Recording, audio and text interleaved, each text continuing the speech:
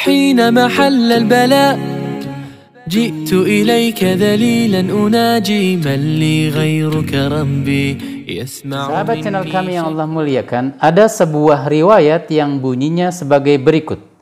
Salatun bi'imamatin ta'dilu khamsan wa ishrin wa jum'atun bi'imamatin ta'dilu sab'ina jum'atin bila imamatin. Yang maknanya adalah satu kali salat dengan menggunakan imamah atau sorban itu setara dengan salat sebanyak 25 kali tanpa mengenakan sorban. Kemudian satu kali Jumatan dengan menggunakan imamah atau sorban itu setara dengan 70 kali salat Jumat tanpa mengenakan sorban. Riwayat ini bersumber dari Jabir ibn Abdullah dan sahabat yang mulia Abdullah ibnu Umar. Sedangkan riwayat versi Jabir ibn Abdullah adalah bunyinya sebagai berikut. Rak'atani bi'imamatin khairun min sab'ina raka'atin bila imamatin. 2 rakaat salat yang dikerjakan dengan mengenakan sorban itu lebih baik daripada 70 kali rakaat yang dikerjakan tanpa menggunakan imamah. Nah, hadis yang terakhir tadi diriwayatkan oleh Al-Imam Ad-Dailami di dalam Musnad Al-Firdausnya di jilid kedua halaman 265 dengan nomor hadis 3233 dan dikatakan oleh Al-Imam As-Suyuti juga Al-Imam Al-Munawi itu ditakhrij atau dikeluarkan oleh Al-Imam Abu Nuaim.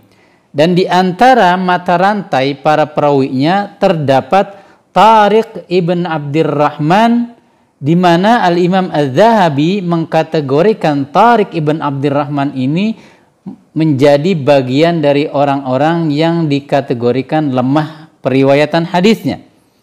Kemudian Al-Imam An-Nasa'i mengatakan laisa biqawiyyin.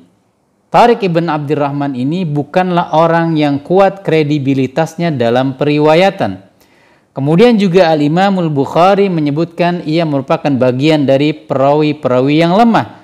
Sebagaimana juga Al-Imamul Hakim lebih tegas lagi menyatakan sayyi'ul hifdi, hafalannya buruk.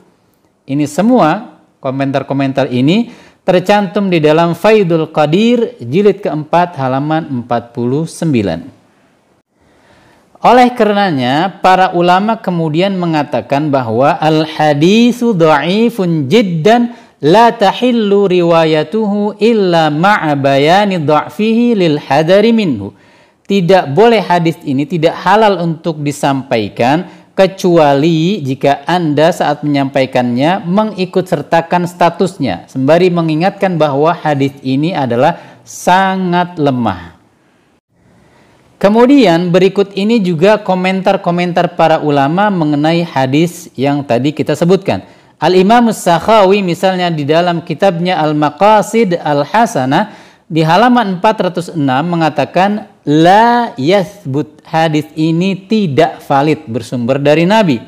Kemudian pengarang kitab Kashful Khafa wa Muzilul Ilbas amma ushtuhira minal ahadits ala alsinatin nas mengatakan bahwa Al-Imamul Hafidh Ibn Hajar mengatakan annahu maudhu'un, hadis tersebut palsu. Jadi bukan ucapan Rasulullah sallallahu alaihi wasallam, naudzubillah.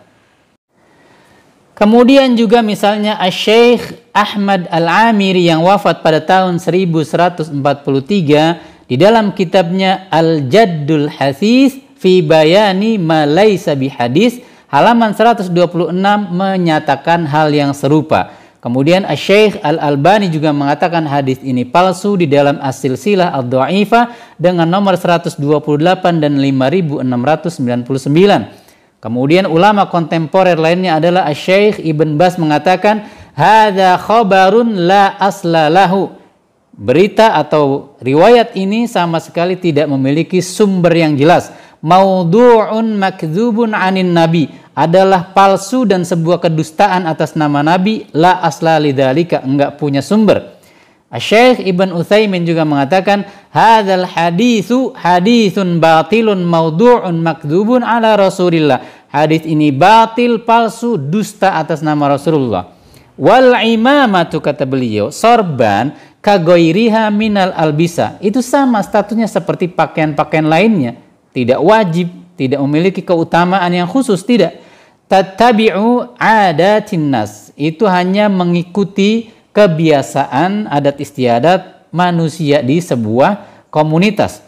Fa in kunta fi unasin i'tadu lubsa al-imama falbasha. Kalau Anda memang termasuk dari komunitas, dari sebuah masyarakat yang biasa memakai sorban, maka pakailah.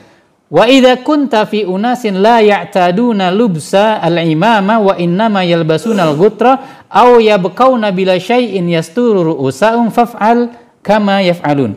Tetapi jika Anda bukan bagian dari masyarakat yang biasa memakai sorban, bahkan tidak pakai apa-apa, maka ya sudah, tidak perlu memaksakan diri untuk bersorban. Adapun ini saya pakai sebagai contoh saja, lebih menambah kejelasan dalam penjelasan. Kemudian kita tambahkan juga pendapat lain dari para ulama, fa inna taghtiyatar ra'si fi sholati mustahabbatun liman kanat 'adatuhu at-tajammul biha. Memakai penutup kepala secara umum, peci atau sorban, itu memang dianjurkan bagi yang memang biasa memperindah dirinya saat menghadiri ibadah sholat dengannya. Kalau tidak, ya jangan, tidak usah, ya. Karena ini memang aplikasi daripada perintah Allah dalam surat Al-A'raf ayat 31, ya bani adama khudhu zinatakum inda kulli masjid. Wahai anak cucu Adam, ambillah perhiasanmu. Nah, para ahli tafsir, misalnya Al-Imam Al-Baghawi menukil pernyataan Mujahid dan Al-Kalbi serta Abdullah ibnu Abbas bahwa yang dimaksud dengan zina tidak seperti yang kita gambarkan dan kita artikan sebagai perhiasan, tidak. Zina maknanya al-libas wa ma yuwari as-sau'ah, pakaian dan yang menutup aurat. Ya, kalau sudah menutup aurat itu artinya sudah kita memakai az-zina yang sering diartikan perhiasan. Jadi tidak mesti hal-hal yang tidak biasa kita pakai. Mudah-mudahan bermanfaat. Jadi jelas ya bahwa keutamaan memakai sorban tidak ditemukan hadis yang sahih lagi sharih dengan jelas dan spesifik menyebutkan memiliki keutamaan yang luar biasa. Tidak ya.